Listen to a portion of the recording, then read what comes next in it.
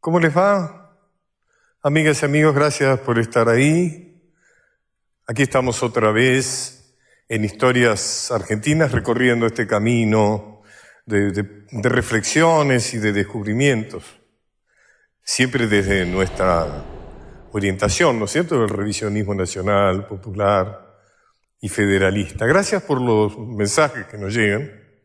Agradecemos tanto los elogiosos como los críticos, o los que nos invitan a la polémica o al debate.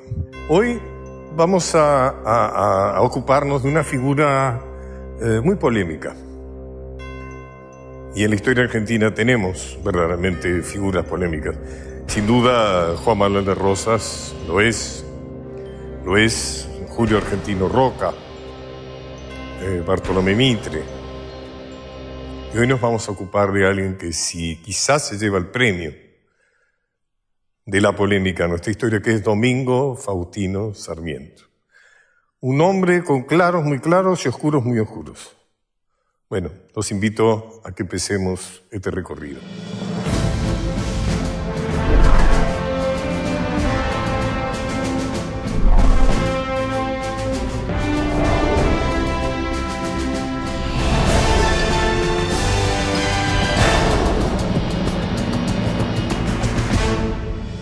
En las últimas décadas del siglo XIX, el capitalismo maduró como sistema económico y dio paso a una segunda revolución industrial.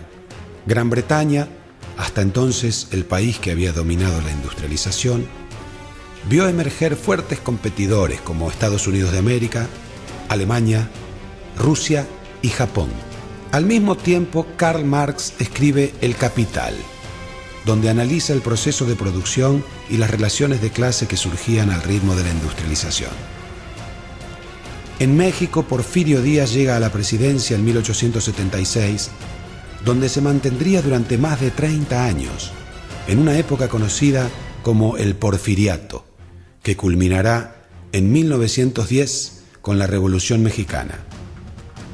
En los territorios amazónicos se vive la llamada fiebre del caucho, que dio impulso a ciudades como Iquitos, Belén y Manaos, causando grandes ganancias, a la vez que una fuerte presencia colonial que no dudó en esclavizar a los indígenas nativos.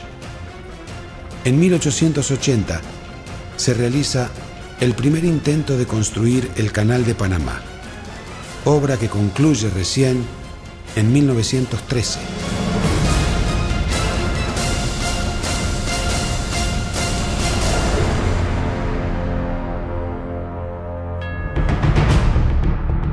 En 1841, Domingo Faustino Sarmiento partió al exilio hacia Chile. Al pasar por los baños del Sonda, escribió la frase «Las ideas no se matan» y prometió no descansar hasta que Juan Manuel de Rosas fuera desalojado del poder.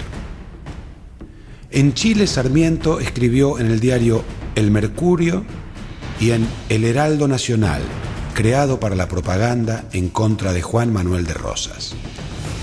Fundó el periódico El Progreso, donde fomentó la campaña que creó en Chile una opinión adversa al gobierno de Buenos Aires.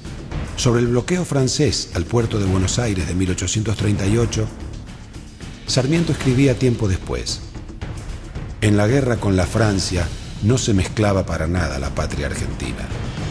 La Francia no atacaba al país, sino a Rosas, como lo declaró 100 veces oficialmente.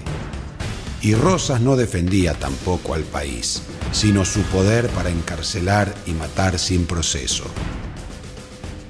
En 1845 publicó en el diario El Progreso, a modo de folletín, Facundo o Civilización y Barbarie, en el que denunciaba el caudillaje argentino, que fue muy bien recibido por los unitarios en Buenos Aires y en el exilio.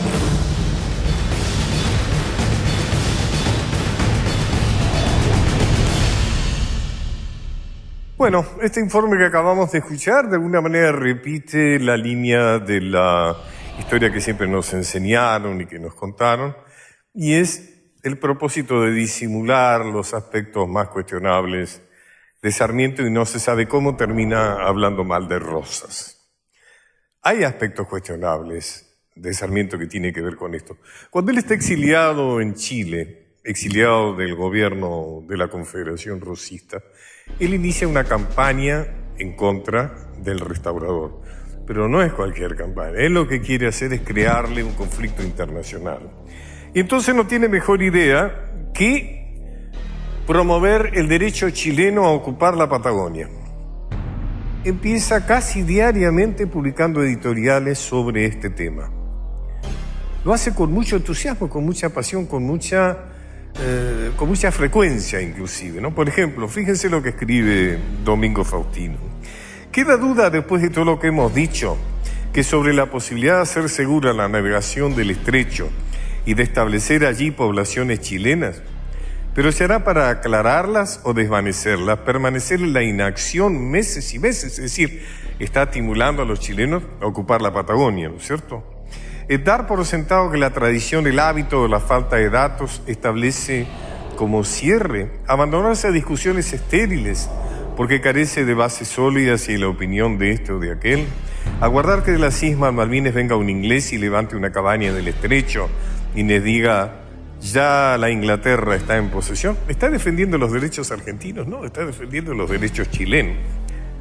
Años después, 6 años después, en la crónica de fecha 25 de abril de 1849, escribe, la cuestión de Magallanes nos interesa bajo otro aspecto que no es puramente personal. En 1842, llevando adelante una idea que creímos fecunda en bienes para Chile, insistimos para que colonizase aquel punto. Entonces, como ahora, tuvimos la convicción de que aquel territorio era útil a Chile e inútil a la República Argentina. ¿Quién está diciendo esto? Domingo Faustino Sarmiento. Inclusive, más aún, extiende el tema a Cuyo. Quedaría por saber aún si el título de erección del Virreinato de Buenos Aires expresa que las tierras del sur de Mendoza y poseídas aún hoy por los chilenos, los chilenos que cruzaban la cordillera, entraron en la demarcación del virreinato, que no hacerlo, Chile pudiera reclamar todo el territorio que medía entre Magallanes y las provincias de Cuyo. Cuando Sarmiento habla del gobierno de Buenos Aires, está hablando de Rosas.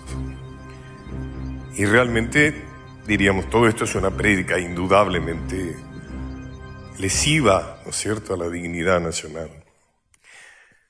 Sin embargo, la historia oficial, la historia que siempre nos contaron, la historia que llega hasta hoy con otros nombres, como historia social y demás, le ha perdonado esto. Una pregunta desde nuestra visión nacional, popular y federalista. ¿Se puede perdonar esto? Está bien que haya tenido otros méritos, pero ¿se puede dejar de lado esto? Vamos al corte.